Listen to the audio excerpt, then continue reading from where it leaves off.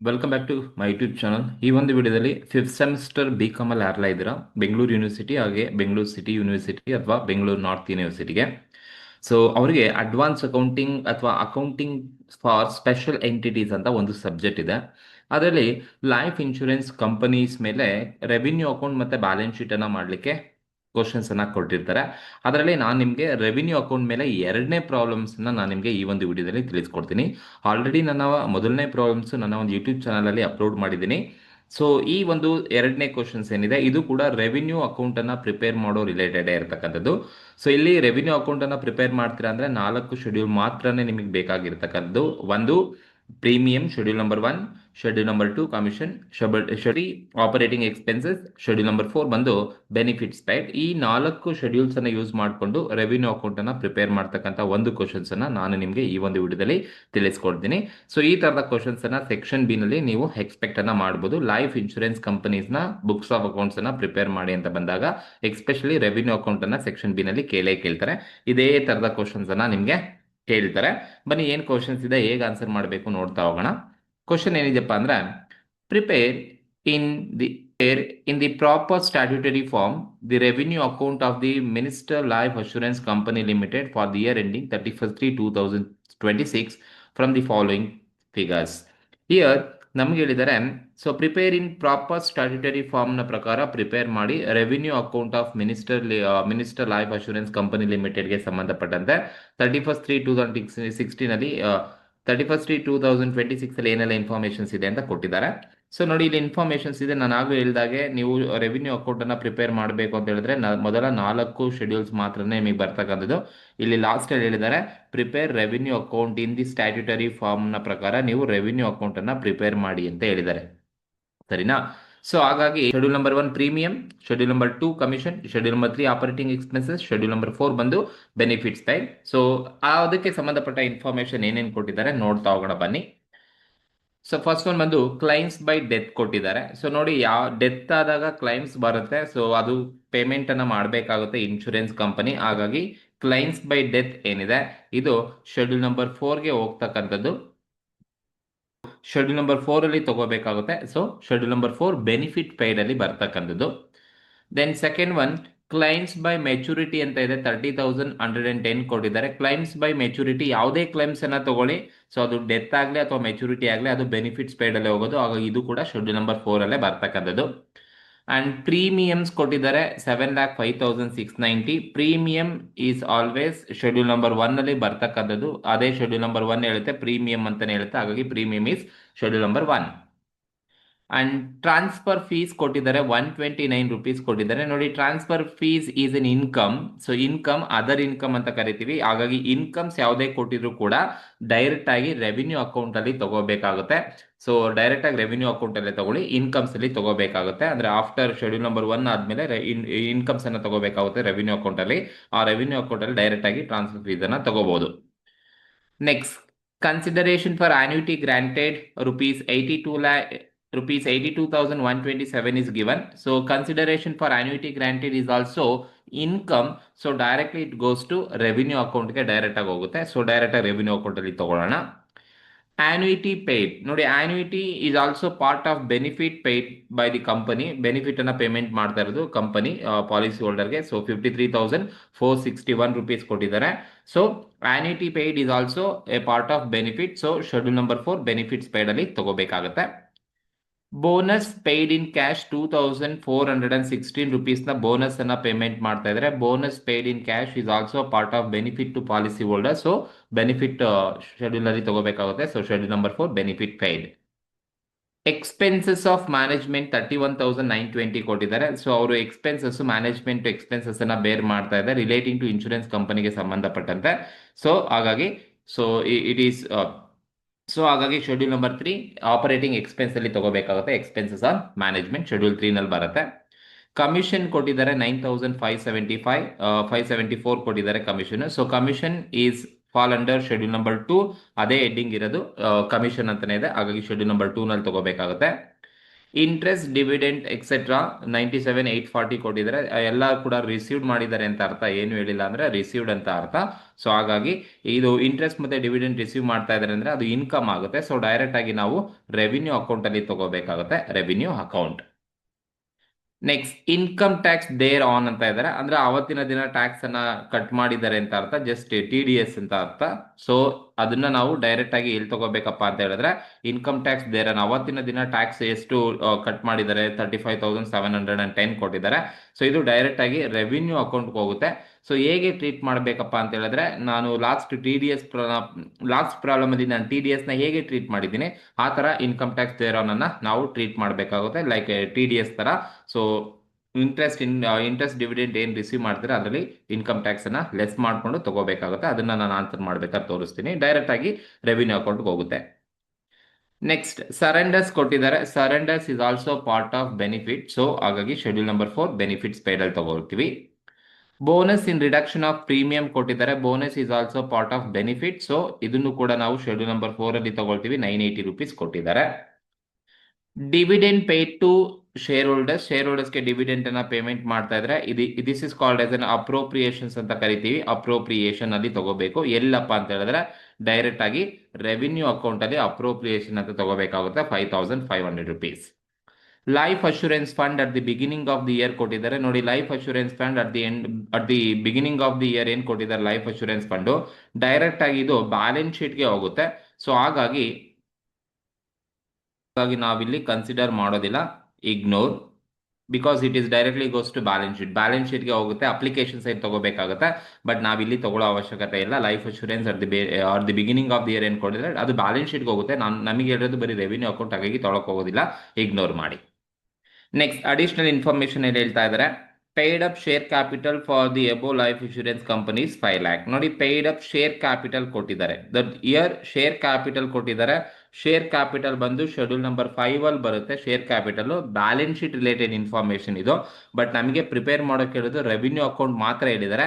ಹಾಗಾಗಿ ಸೊ ಈ ಒಂದು ಶೇರ್ ಕ್ಯಾಪಿಟಲ್ ಏನಿದೆ ಅದನ್ನು ಕೂಡ ನಾನು ಈ ಒಂದು ಪ್ರಾಬ್ಲಮ್ ಅಲ್ಲಿ ಕನ್ಸಿಡರ್ ಮಾಡಲ್ಲ, ಇಗ್ನೋರ್ ಮಾಡ್ತೀನಿ. Because share capital schedule number 5 directly goes to balance sheet. But ನಮಗೆ ಕ್ವಶನ್ ಅಲ್ಲಿ ಕೇಳೋದು ಬರೀ ರೆವಿನ್ಯೂ ಅಕೌಂಟ್ ಅನ್ನ ಮಾತ್ರ ಪ್ರಿಪೇರ್ ಮಾಡಿ ಅಂತ ಹೇಳಿದ್ದಾರೆ. ರೆವಿನ್ಯೂ ಅಕೌಂಟ್ ನ ಪ್ರಿಪೇರ್ ಮಾಡಿ ಅಂದ್ರೆ schedule number 1 premium, schedule number 2 commission, schedule number 3 operating expenses, schedule number 4 benefit paid, ಇಷ್ಟು ಮಾತ್ರನೇ ಬರ್ತಕ್ಕಂಥದ್ದು. ಹಾಗಾಗಿ ಇಲ್ಲಿ ಶೇರ್ ಕ್ಯಾಪಿಟಲ್ ಇದೆ, ಸೊ ತಗೊಳಕ್ ಹೋಗೋದಿಲ್ಲ, ಜಸ್ಟ್ ಇಗ್ನೋರ್ ಮಾಡಿ. ಸೊ ಇನ್ಯಾವುದು ಕೂಡ ಇಲ್ಲ ಇನ್ಫಾರ್ಮೇಶನ್. ಫಸ್ಟ್ ನೀವು ಕೊಟ್ಟಿರೋ ಪ್ರಾಬ್ಲಮ್ನ ಈ ತರ ಸೊ ಕ್ಲಾಸಿಫಿಕೇಶನ್ಸ್ ಅನ್ನ ಮಾಡ್ಕೊಳ್ಳಿ, ಯಾವ್ಯಾವ ಐಟಮು ಯಾವ್ಯಾವ ಶೆಡ್ಯೂಲ್ ಅಲ್ಲಿ ಬರುತ್ತೆ. Especially revenue account section B ಇರೋದ್ರಿಂದ ಈ ತರ ಸಿಂಪಲ್ ಪ್ರಾಬ್ಲಮ್ಸ್ ಅನ್ನ ಕೊಡ್ತಾರೆ. ಸೊ ಇಷ್ಟು ಕ್ಲಾಸಿಫೈ ಮಾಡ್ಕೊಂಡಾದ್ಮೇಲೆ ಈಗ ನಾವು ಫಸ್ಟ್ ಶೆಡ್ಯೂಲ್ ನ ಪ್ರಿಪೇರ್ ಮಾಡೋಣ, ಆಮೇಲೆ ರೆವಿನ್ಯೂ ಅಕೌಂಟ್ ಅನ್ನ ಪ್ರಿಪೇರ್ ಮಾಡೋಣ. ಸೊ ದಟ್ ನಾನು ಆಗ್ಲೇ ಹೇಳಿದಾಗೆ ರೆವಿನ್ಯೂ ಅಕೌಂಟ್ ಅನ್ನ ಮಾಡ್ತೀರಾ ಅಂದ್ರೆ 4 ಶೆಡ್ಯೂಲ್ ಬರುತ್ತೆ. ಯಾವ ಶೆಡ್ಯೂಲ್ ಬರುತ್ತೆ ಅಂತ ಹೇಳ್ಬಿಡ್ತೀನಿ. ಸೊ ಶೆಡ್ಯೂಲ್ ನಂಬರ್ 1 ನೀವು ಪ್ರೀಮಿಯಂ ನ ತಗೋಬೇಕು. ಫಸ್ಟ್ ಈಗ ಕ್ವಶನ್ಸ್ ಅಲ್ಲಿ ನಾವು ಯಾವ್ದಾದ್ರು ಪ್ರೀಮಿಯಂ ಇದೆಯಾ ಅಂತ ಹೇಳಿದ್ರೆ ಚೆಕ್ ಮಾಡ್ಕೊಳ್ಳೋಣ. ಶೆಡ್ಯೂಲ್ ನಂಬರ್ 1ಗೆ ಬರ್ತಕ್ಕಂಥದ್ದು ಬರೀ ಪ್ರೀಮಿಯಂ ಮಾತ್ರ, ಡೈರೆಕ್ಟ್ ಆಗಿ ಪ್ರೀಮಿಯಂ ಒಂದೇ ಕೊಟ್ಟಿದ್ದಾರೆ, 7,05,690 rupees ಕೊಟ್ಟಿದ್ದಾರೆ. ಸೊ ಹಾಗಾಗಿ ಪ್ರೀಮಿಯಂ ಒಂದೇ ಇರೋದ್ರಿಂದ ಬೇರೆ ಯಾವುದು ಕೂಡ ಶೆಡ್ಯೂಲ್ ನಂಬರ್ 1 ಅಲ್ಲಿ ಬಂದಿಲ್ಲ. 14 ಮಾರ್ಕ್ಸ್ ಆದ್ರೆ ಸೆಕ್ಷನ್ ಸಿ ರಿಲೇಟೆಡ್ ಕ್ವಶನ್ ಆದ್ರೆ ಪ್ರೀಮಿಯಂಗೆ ಅಡ್ಜಸ್ಟ್ಮೆಂಟ್ ಎಲ್ಲ ಇರುತ್ತೆ, ಅಲ್ಲಿ ನೋಡ್ಬೋದು. ಬಟ್ ಇಲ್ಲಿ ಸೆಕ್ಷನ್ ಬಿ ಕ್ವಶನ್ ಆಗಿರೋದ್ರಿಂದ ಡೈರೆಕ್ಟ್ ಆಗಿ ಬರೀ ಪ್ರೀಮಿಯಂ ಅಂತ ಮಾತ್ರನೇ ಕೊಟ್ಟಿರೋದ್ರಿಂದ ಡೈರೆಕ್ಟ್ ಆಗಿ ಪ್ರೀಮಿಯಂ ಅನ್ನ ತಗೊಳ್ತೀನಿ. ಎಷ್ಟಪ್ಪ ಅಮೌಂಟ್ ಕೊಟ್ಟಿದ್ದಾರೆ ಅಂದ್ರೆ 7,05,690 rupees ಇದೆ. ಸೊ ಇದೊಂದೇ ಇರೋದ್ರಿಂದ ಟೋಟಲ್ ಮಾಡ್ಕೊಳ್ಳಿ, ಟೋಟಲ್ ಮಾಡ್ಕೊಂಡ್ರೆ ನಿಮಗೆ ಅಷ್ಟೇ ಬರುತ್ತೆ, 7,05,690 rupees ನಿಮಗೆ ಸಿಗುತ್ತೆ. This is total premium. This is total schedule number 1 premium ಇರ್ತಕ್ಕಂಥದ್ದು. ಶೆಡ್ಯೂಲ್ ನಂಬರ್ 2 ಬಂದು ಕಮಿಷನ್ ಅನ್ನು ನೀವು ತಗೋಬೇಕಾಗುತ್ತೆ. ಸೊ ಕಮಿಷನ್ಗೆ ಯಾವ್ದಾದ್ರು ಇನ್ಫಾರ್ಮೇಶನ್ಸ್ ಇದೆಯಾ ಅಂತ ಹೇಳಿದ್ರೆ ಕ್ವಶನ್ಸ್ ಅಲ್ಲಿ ನೋಡಿ, ಶೆಡ್ಯೂಲ್ ನಂಬರ್ 2ಗೆ ನಾವು ಮಾರ್ಕ್ ಮಾಡಿದೀವಿ ಕಮಿಷನ್ ಅಂತ ಹೇಳ್ಬಿಟ್ಟು 9,574 ಇದೆ. ಸೊ ಅದೊಂದೇ ಇರ್ತಕ್ಕಂಥದ್ದು, ಇನ್ಯಾವುದೂ ಇಲ್ಲ. ಸೊ ಹಾಗಾಗಿ ಸೆಕೆಂಡ್ ಶೆಡ್ಯೂಲ್ ಅಲ್ಲಿ ನಾವು ಕಮಿಷನ್ಸ್ ಅನ್ನ ತಗೊಳ್ತೀನಿ. ಎಷ್ಟಪ್ಪ ಅಂತ ಹೇಳಿದ್ರೆ 9,574 ಕೊಟ್ಟಿದ್ದಾರೆ. ಸೊ ಈಗ ನೀವು ಇದನ್ನ ಟೋಟಲ್ ಮಾಡ್ಕೊಳ್ಳಿ, ಟೋಟಲ್ ಮಾಡ್ಕೊಂಡ್ರೆ ಸೊ 9,574 ಶೆಡ್ಯೂಲ್ ನಂಬರ್ 2 ನಲ್ಲಿ ಕಮಿಷನ್ ಇರ್ತಕ್ಕಂಥದ್ದು. ಅಂಡ್ ಶೆಡ್ಯೂಲ್ ನಂಬರ್ 3 ಬಂದು ಆಪರೇಟಿಂಗ್ ಎಕ್ಸ್ಪೆನ್ಸ್ ಅಂತ ಕರಿತೀವಿ. So operating expenses schedule number 3ಗೆ ಯಾವ್ದಾದ್ರು ಇದೆಯಾ ಅಂದ್ರೆ ಒಂದೇ ಒಂದು ನಾವು ಮಾರ್ಕ್ ಮಾಡ್ಕೋಬೇಕಾದ್ರೆ ಸಿಕ್ಕಿದೆ, ಎಕ್ಸ್ಪೆನ್ಸಸ್ ಆಫ್ ಮ್ಯಾನೇಜ್ಮೆಂಟ್ ಅಂತ ಹೇಳ್ಬಿಟ್ಟು ಕೊಟ್ಟಿದ್ದಾರೆ. ಯಾವುದೇ ಎಕ್ಸ್ಪೆನ್ಸಸ್ ಮ್ಯಾನೇಜ್ಮೆಂಟ್ ಮಾಡ್ತಾ ಇದೆ ಅದು ಲೈಫ್ ಇನ್ಶೂರೆನ್ಸ್ ರಿಲೇಟೆಡ್ ಅಂತ ಹೇಳಿದ್ರೆ ಅದೆಲ್ಲ ಆಪರೇಟಿಂಗ್ ಎಕ್ಸ್ಪೆನ್ಸ್ ಅಲ್ಲೇ ಬರಬೇಕು. ಸೊ 31,920 ಕೊಟ್ಟಿದ್ದಾರೆ. ಸೊ ಶೆಡ್ಯೂಲ್ ನಂಬರ್ 3 ಹೇಳುತ್ತೆ ಆಪರೇಟಿಂಗ್ ಎಕ್ಸ್ಪೆನ್ಸಸ್ ಕೊಟ್ಟಿರೋದ್ರಿಂದ ಡೈರೆಕ್ಟ್ ಆಗಿ ತಗೊಳ್ತೀನಿ. ಎಷ್ಟಪ್ಪ ಅಂದ್ರೆ 31,920 rupees ಇಸ್ ಗಿವನ್. 31,920. ಇನ್ಯಾವುದು ಕೂಡ ನಾವು ಮಾರ್ಕ್ ಮಾಡ್ಕೊಂಡ್ರಲ್ಲಿ ಶೆಡ್ಯೂಲ್ 3 ಇಲ್ಲ. ಸೊ ಟೋಟಲ್ ಮಾಡ್ಕೊಂಡ್ರೆ 31,920 rupees ನಮಗೆ ಟೋಟಲ್ ಸಿಗುತ್ತೆ. ಇದು schedule number 1 premium, schedule number 2 commission, schedule number 3 operating expenses. Then next ಇರೋದು schedule number 4 benefit paid. So benefit ಪೇಯ್ಡ್ಗೆನೆ ಜಾಸ್ತಿ ಇನ್ಫಾರ್ಮೇಶನ್ ರೆವಿನ್ಯೂ ಅಕೌಂಟ್ ಅಲ್ಲಿ ಕೊಟ್ಟಿರ್ತಕ್ಕಂಥದ್ದು. ಹಾಗಾಗಿ ಇದನ್ನ ಕರೆಕ್ಟ್ ಆಗಿ ನೋಡ್ಕೊಳ್ಳೋಣ. ದೇರ್ ಇಸ್ ನೋ ಅಡ್ಜಸ್ಟ್ಮೆಂಟ್, ಯಾವುದೇ ತರದ ಅಡ್ಜಸ್ಟ್ಮೆಂಟ್ ಇಲ್ಲ. ಜಸ್ಟ್ ಕೊಟ್ಟಿರೋ ಇನ್ಫಾರ್ಮೇಶನ್ಸ್ ಅನ್ನ ಒನ್ ಬೈ ಒನ್ ತಗೊಳ್ತಾ ಹೋಗೋಣ. First one claims by death ಕೊಟ್ಟಿದ್ದಾರೆ. ಸೊ ಡೆತ್ ಆದಾಗ ಕ್ಲೈಮ್ಸ್ ಅನ್ನ ಕೊಡಬೇಕಾಗುತ್ತೆ. ದಟ್ ಇಸ್ ಬೆನಿಫಿಟ್ ಪೇಯ್ಡ್ ಅಂತ ಕರಿತಾ ಹೋಗ್ತೀವಿ. 76,140 ಕೊಟ್ಟಿದ್ದಾರೆ. ಸೊ 76,140 70 ಡೈರೆಕ್ಟ್ ಆಗಿ ಇಲ್ಲೇ ತಗೊಳ್ತೀನಿ. 76,140 rupees is given. 76,140. Then claims by maturity. So maturity ಅಂದ್ರೆ ಅವರ ಒಂದು ಟರ್ಮ್ ಮುಗ್ದಾದ್ಮೇಲೆ ಮೆಚುರಿಟಿ ಆದ್ಮೇಲೆ ಪೇಮೆಂಟ್ ಅನ್ನ ಮಾಡಬೇಕು. So that is claims by maturity is a benefit paid ಅಂತ ಕರಿತೀವಿ. 30,110 ಕೊಟ್ಟಿದ್ದಾರೆ. ಸೊ ಶೆಡ್ಯೂಲ್ ನಂಬರ್ 4ಗೆ ಬರುತ್ತೆ. It is also part of benefit paid ಅಂತ ಅರ್ಥ. So 30,110 rupees is given. ಇನ್ಯಾವ್ದಾದ್ರು ಇದೆಯಾ? ಪ್ರೀಮಿಯಂ ಶೆಡ್ಯೂಲ್ 1 ತಗೊಂಡ್ವಿ. ಟ್ರಾನ್ಸ್ಫರ್ ರೆವಿನ್ಯೂ ಡೈರೆಕ್ಟ್ ಆಗಿ ತಗೊಳ್ತೀವಿ. ಕನ್ಸಿಡರೇಷನ್ ಡೈರೆಕ್ಟ್ ಆಗಿ ತಗೊಳ್ತೀವಿ. ಆನ್ಯುಟಿ ಪೇಯ್ಡ್ ಕೊಟ್ಟಿದ್ದಾರೆ. Annuity paid is also part of benefit paid. 53,461 ಕೊಟ್ಟಿದ್ದಾರೆ. ಸೊ ಬೆನಿಫಿಟ್ ಪೇಯ್ಡ್ ಅಲ್ಲಿ ತಗೊಳ್ತೀನಿ. ಎಷ್ಟಪ್ಪ ಅಂತ ಹೇಳಿದ್ರೆ 53,461 ಈಸ್ ಗಿವನ್. ಯಾವ್ದಾರ ಕ್ವಶನ್ಸ್ ಅಲ್ಲಿ ಇದೆಯಾ ಅಂತ ಹೇಳಿದ್ರೆ, ಸೊ ಶೆಡ್ಯೂಲ್ ನಂಬರ್ 4ಗೆ ಬರೋದು ಆನ್ಯುಟಿ ಆಯ್ತು, ಬೋನಸ್ ಆಯ್ತು. ನೆಕ್ಸ್ಟ್ ಇನ್ಯಾವುದಪ್ಪ? ಸರೆಂಡರ್ಸ್ ಇದೆ. Surrenders is also part of benefit.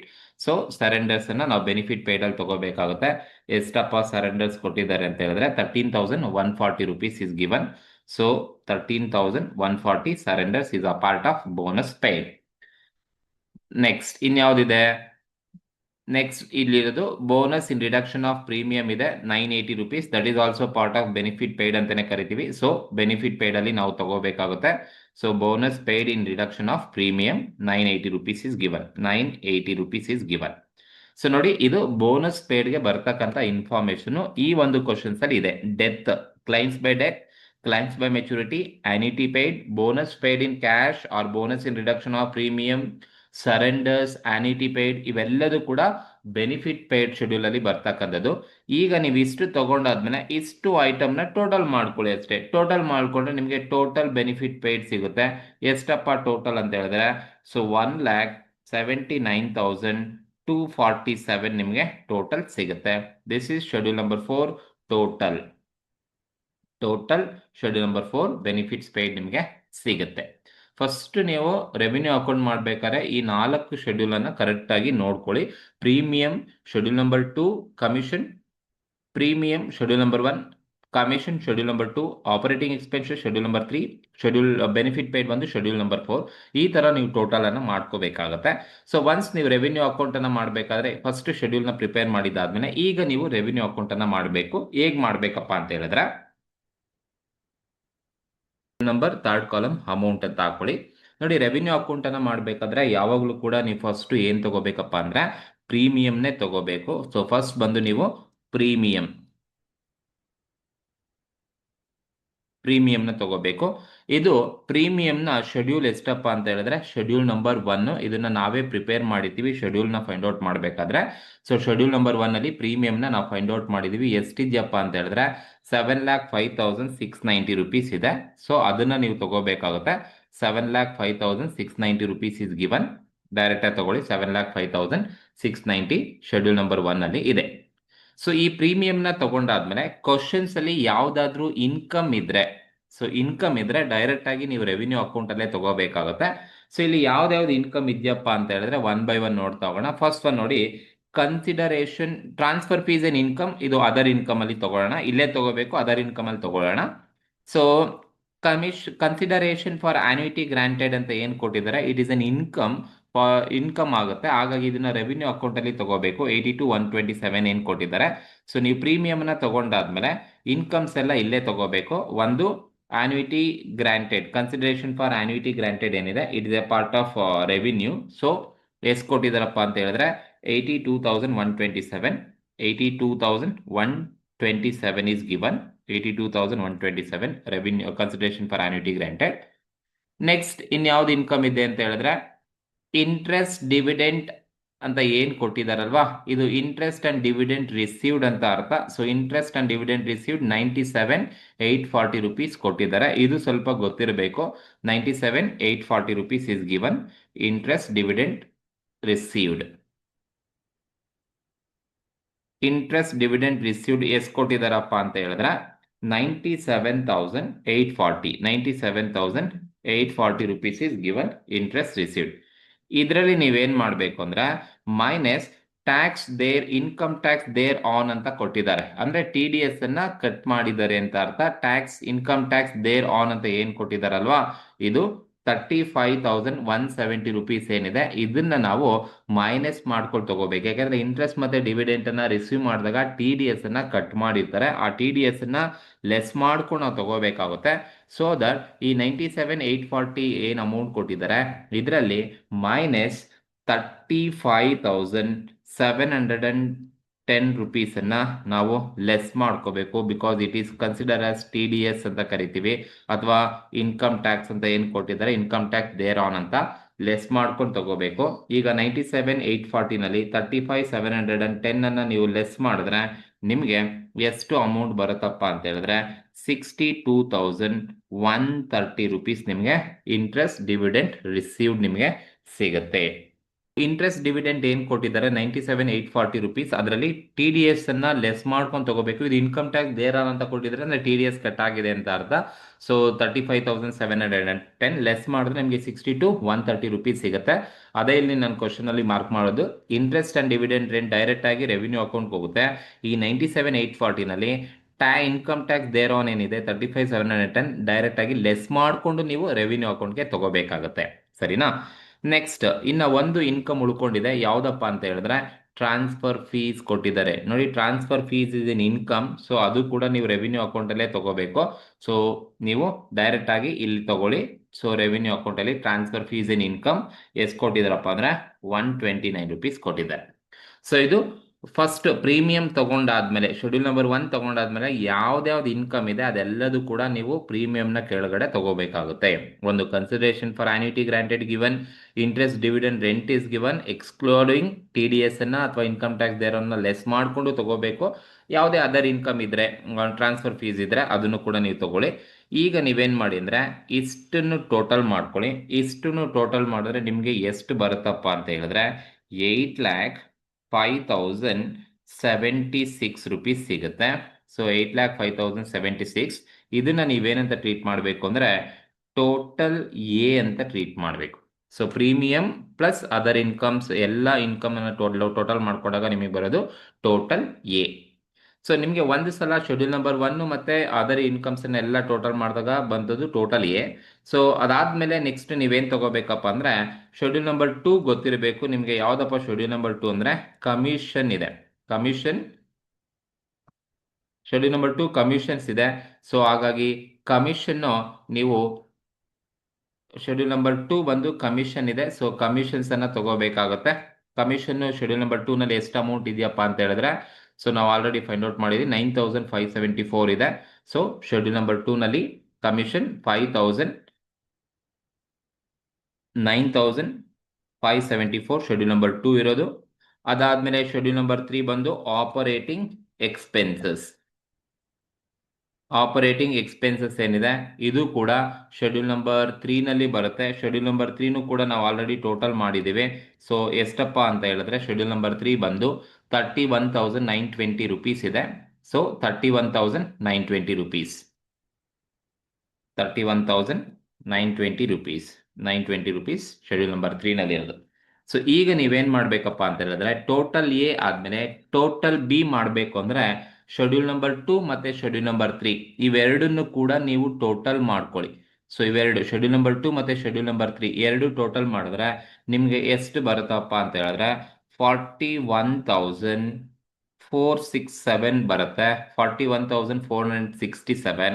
This is called as total schedule number total B. So schedule number 2 ಮತ್ತೆ ಶೆಡ್ಯೂಲ್ ನಂಬರ್ 3 ಎರಡು ಟೋಟಲ್ ಮಾಡ್ಕೊಂಡ್ರೆ ನಿಮಗೆ ಟೋಟಲ್ ಬಿ ಬರುತ್ತೆ. ಟೋಟಲ್ 1A, ಟೋಟಲ್ ಬಿ ಬಂದು schedule number 1, schedule number total A ಬಂದು ನಿಮಗೆ premium plus income ಇರುತ್ತೆ.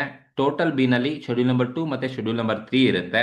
So ಈಗ ಶೆಡ್ಯೂಲ್ ನಂಬರ್ 3 ತಗೊಂಡಾದ್ಮೇಲೆ ಇನ್ನು ಉಳ್ಕೊಂಡಿರೋದು ನಮ್ಮ ಹತ್ರ ಒಂದು ಶೆಡ್ಯೂಲು ಯಾವ್ದಪ್ಪ ಅಂದ್ರೆ ಬೆನಿಫಿಟ್ ಪೇಯ್ಡ್. ಬೆನಿಫಿಟ್ ಪೇಯ್ಡ್ ಬಂದು you know that schedule number 4 ಅಲ್ಲಿ ಬರ್ತಕ್ಕಂಥದ್ದು. Schedule number 4 benefit paid. Already ನಾವು ಬೆನಿಫಿಟ್ ಪೇಯ್ಡ್ನು ಕೂಡ ಟೋಟಲ್ ಮಾಡಿದ್ದೀವಿ. ಎಷ್ಟಿದೆಯಪ್ಪ ಅಂದ್ರೆ 1,79,247 ಇದೆ. ಬೆನಿಫಿಟ್ ಪೇಯ್ಡ್ ಬಂದು ನಮಗೆ ಎಷ್ಟಿದೆಯಪ್ಪ ಅಂತ ಹೇಳಿದ್ರೆ 1,76,247 ಇದೆ. ಸೊ 1,76,247, 1,76,247 ಇದೆ ಶೆಡ್ಯೂಲ್ ನಂಬರ್ 4. ಸೊ ಈಗ ಟೋಟಲ್ ಮಾಡ್ಕೊಳ್ಳಿ. 1,76,247 ಏನಿದೆ, this is total C. So ಇದು ನೀವೀಗೆ ಮಾಡಬೇಕು. ಟೋಟಲ್ ಎ ಬಂದು premium plus income, total B ಬಂದು ಶೆಡ್ಯೂಲ್ ನಂಬರ್ 2 ಮತ್ತೆ ಶೆಡ್ಯೂಲ್ ನಂಬರ್ 3, ಟೋಟಲ್ ಸಿ ಬಂದು ಶೆಡ್ಯೂಲ್ ನಂಬರ್ 4 ಮಾತ್ರನೇ ಬರ್ತಕ್ಕಂಥದ್ದು. ಸೊ ಈಗ ಎ ಬಿ ಸಿ 3 ಸಿಕ್ಕಾದ್ಮೇಲೆ ನೆಕ್ಸ್ಟ್ ನೀವೇನ್ ಫೈಂಡ್ ಔಟ್ ಮಾಡ್ಬೇಕಪ್ಪ ಅಂದ್ರೆ ಸರ್ಪ್ಲಸ್ ನ ಫೈಂಡ್ ಔಟ್ ಮಾಡಬೇಕು. This is called as A D ಅಂತ ಕರಿತೀವಿ. ಇದು ಹೇಗ್ ಬರುತ್ತಪ್ಪ ಅಂತ ಹೇಳಿದ್ರೆ A minus B minus C, A minus B minus C ಮಾಡ್ಬೇಕಂದ್ರೆ ಈಗ ಎ ಎಷ್ಟಿದೆಯಪ್ಪ 8,05,076 ಮೈನಸ್ ಬಿ ಬಂದು 41,467 ಮೈನಸ್ ಸಿ ಬಂದು 1,76,247 ಇದೆ. A minus B minus C ಮಾಡಿದ್ರೆ ನಮಗೆ ಎಷ್ಟು ಬರುತ್ತಪ್ಪ ಅಂತ ಹೇಳಿದ್ರೆ 362 ನಮಗೆ ಸಿಗುತ್ತೆ. ಸೊ ಇಷ್ಟು ನೀವು ಮಾಡಬೇಕು. ಇದಾದ್ಮೇಲೆ ನೀವೇನ್ ಮಾಡ್ಬೇಕಪ್ಪ ಅಂದ್ರೆ